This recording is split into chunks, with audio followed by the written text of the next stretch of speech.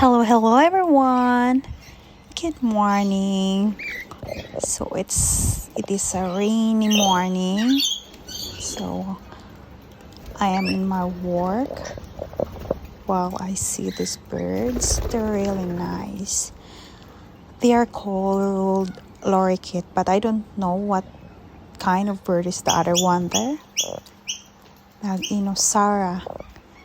So look at them. Look at the colors. They're very nice.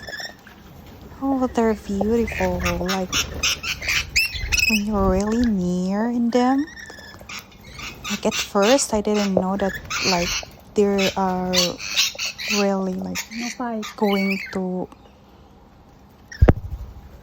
eat what food that I give them. I'm surprised. Beautiful.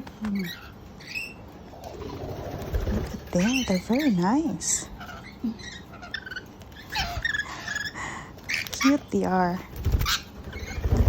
So there are lots of birds in here. Same in Philippines. You can see like this.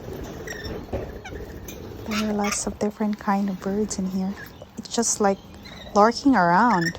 They're not scared of people. Like they come to you, especially if you feed them. Look at them, such a cutie.